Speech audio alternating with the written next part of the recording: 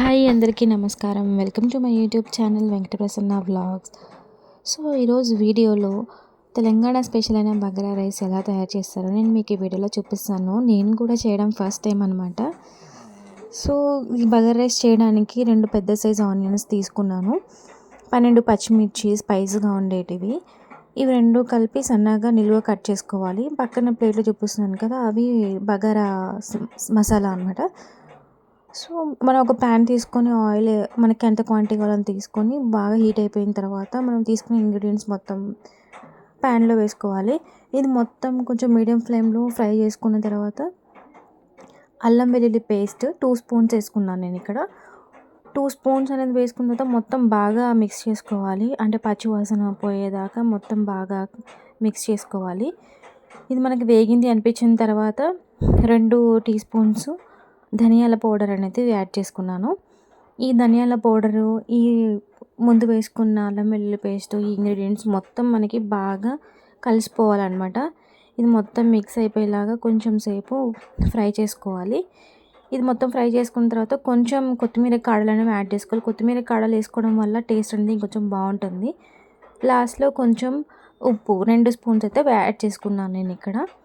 ఉప్పు అనేది కొంచెం తక్కువగానే వేసుకోండి, ఎందుకంటే మళ్ళీ కర్రీని బట్టి కొంచెం ఉప్పుగా అవుతుంది.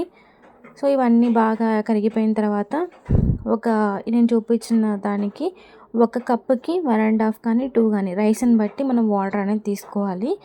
సో నేను ఇలాగా పక్కనే ఇది ప్రిపేర్ అవుతున్న టైంలోనే రైస్ అనేది కడిగి పెట్టేసుకున్నాను నానపెట్టేసి. అండ్ వాటర్ కూడా కొంచెం లైట్ హీట్తోని వేడి చేసి పెట్టుకున్నాను, అంటే కొంచెం ఈజీగా మనకి అయిపోతుంది ప్రాసెస్ అని. కొంచెం వాటర్ మరిగిపోయిన తర్వాత పుదీనా కొత్తిమీర అనేది యాడ్ చేసుకున్నాను. ఇప్పుడు యాడ్ చేసుకుంటే మనకి టేస్ట్ అనేది ఎన్హాన్స్ అవుతుంది. సో అందువల్ల నేను యాడ్ చేసుకున్నాను. దీని తర్వాత మనం ఆల్రెడీ కడిగి పెట్టేసుకున్న బియ్యం అనేది మొత్తం యాడ్ చేసుకోవాలి.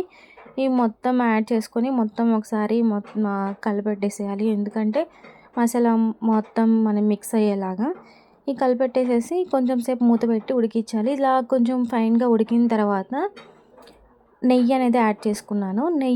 మనం ఎక్కువ నెయ్యి తినే వాళ్ళైతే ఎక్కువ యాడ్ చేసుకోవచ్చు, లేదంటే స్పైస్ అనేది తగ్గిపోతుంది. సో దాన్ని బట్టి చూసేసుకోవాలి.